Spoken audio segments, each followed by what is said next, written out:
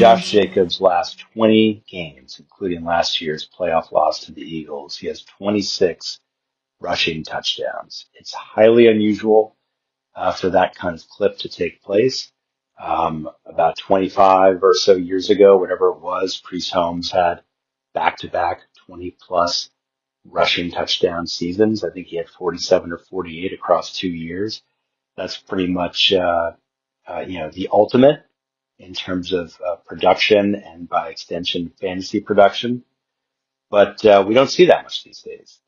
I think LeGarrette Blount many years ago had 17 or 18 touchdowns, and Jamal Williams had maybe 20 rushing scores 2 or 3 years ago. But we don't see someone like a Josh Jacobs, a bell cow, who has been around the block for a while. He's 27 years old. It's his, seventh season. And he, over the last roughly year, has been dominating with touchdowns. He's not dominating in other places, and that's kind of some of the concern. And this concern that I'm about to say does not suggest you do something with Josh Jacobs. It's just the concern that his broken tackle rate is right on the edge of being the worst of his career. His yards after first contact are second worst of his career. His yards before first contact are, I think it's the worst of his career. He is someone who is relying on getting close to the red zone or getting close to, the goal line. He is number 2 in goal line carries this year. He was number 1 last year. That's a driving force behind why he is dominating. Even in the red zone, I think he's number 3 or number 2 last year and this year. Maybe number 3 last year, number 2 this year in red zone carries. There's very few guys like him in the NFL. Very few guys like him in the last several years in terms of what he's done when healthy. He has been a tried and true. You know what you're getting. You're getting solid receptions. You're getting solid rushing yards, and you're getting solid touchdowns. I mean, he has 72 touchdowns in 99 regular season games. That's remarkable. That is not normal. Now, you see also this possibility that either he's regressing a little bit in year 7, and the Packers are regressing a little bit. The injury to Tucker Kraft is huge. I talked about this a little bit on the blog today. He, over his career, Kraft has accounted for 62% of his receptions have accounted for first downs, and which is an amazing clip. It's higher than Trey McBride for his career, higher than Brock Bowers, higher than Tyler Warren. It's what Kraft meant to this offense when healthy makes him irreplaceable. And so we've seen now Carolina and Philadelphia lock down the Packers offense to a large extent. Jacobs is still getting his touchdowns. He's still getting his yards. But the rest of the offense is struggling, starting with Jordan Love. And so if you're down Kraft, and you're already down Jaden Reed, Matthew Golden sat yesterday, Romeo Doubs exited early with a chest injury. At what point does this offense become one that does not consistently get inside the red zone, doesn't consistently get near the goal line? Now you're expecting Jacobs to be elite, and he's, the RB6 right now in fantasy points, right behind Bijan Robinson and Jahmyr Gibbs. It's pretty impressive. But how do you, in this offense, if they are struggling, continue to be the reliable elite or even near elite running back? This doesn't mean that you think about, benching him ever.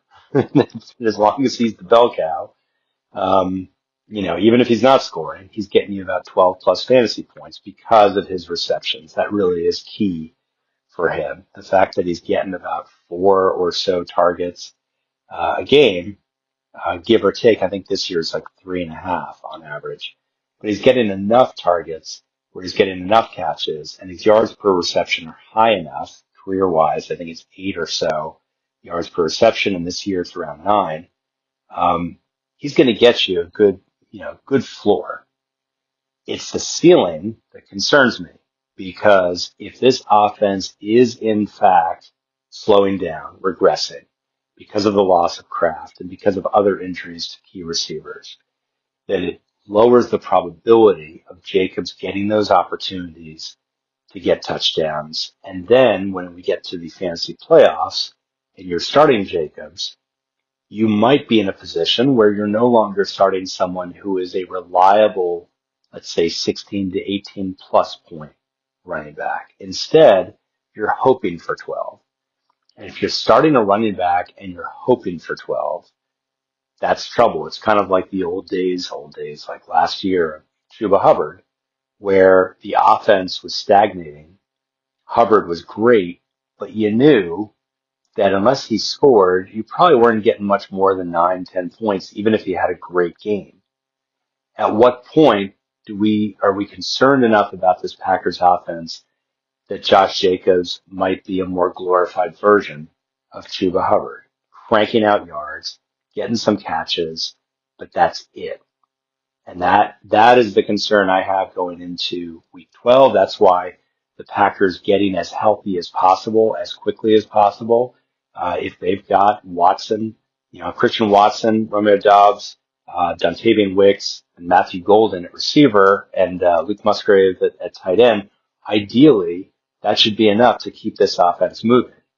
But you never know. Packers struggled with injuries to their receivers in 2023, and it's happened all over again in 2025. Back in 23, Jacobs really struggled. That was his worst season. He had only 6 touchdowns in 13 games, 6 rushing touchdowns, and 6 touchdowns overall. And he had his worst yards per carry, 3.5. The offense struggled. It was a season where Jordan Love actually did much better than the market expected. I was high on him. I thought he was way undervalued, but even he exceeded my expectations. It's just that Jacobs really struggled. You could blame that a little bit on the fact that he had around 390 touches the year before, and I think that's fair. But last year, we could also say, well, he had over 350 last year. So some of his struggles this year, quote unquote, whereas 3.7 yards per carry or whatever, could be due to that. The touchdowns are keeping his value inflated beyond what most other running backs with his other production of yards and touches should have. And so if you think that this Packers offense is going to be fine, there's nothing to worry about.